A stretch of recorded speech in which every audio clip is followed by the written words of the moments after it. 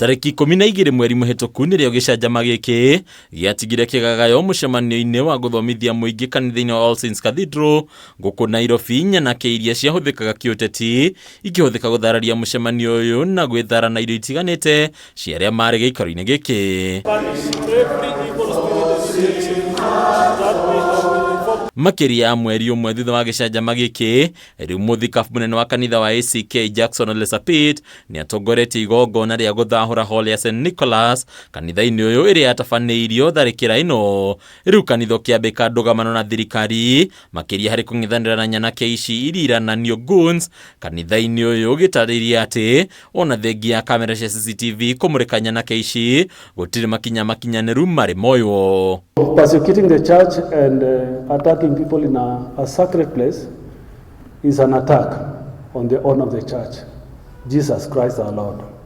And he's asking the same question today to those goons, but above the goons, the person who sent them. Goons, numbering between 50 and 60 on 12th of May, invaded a peaceful budget conference that was happening here, post-budget, to lay accountability and the framework for the implementation of the budget. Kuringana na ole SAPIT, President William RUTO na honge cia ugitiri ni iremereirwo biu ni wira wacio wa kugitira muingi igitirwo kurutagira nyanake ici mikana o riria gutari makinya moyago. The first action Kenyans are waiting for is apprehension of those goons in black cars, that they may be shown in court, and the people who send them and finance them.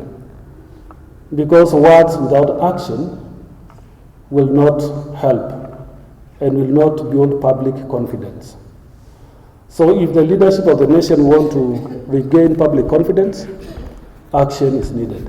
Kuona twerekeire mwaka wa githurano kinene hahu nene keyumiria ya mutugo uyu gukorwo na uhoti wa gukanacungiriria ngahiha mbere hindi ni thutha wa githurano kinene ateti makimurikwo tari o kihumo kinene kia nyanake ici. There was a display of 5 arrested people following the attack of All Saints, but no case has ever been heard in court.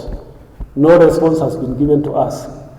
And our ask, even when I made a public pronouncement and statement, is that we do not only want to see goons arrested, we want to see the honor of the goons displayed, and we need to be told who and what intention they had in attacking the Church of Jesus Christ. Mutugo no giritanetio no hoti wa kwagagia bururi kiwonjoria na gikiro kinene. But the culture of goonism that is taking root in Kenya will not give us the desires and the dreams that we have for Kenya. It will not result in a better Kenya. It will degenerate Kenya into a place of hopelessness and despair. And now coupled with the hardship, the economic hardship that everybody is experiencing, it is going to be even more harder. Hadi Nyakame TV retera ko ni Bataru wa Mwage.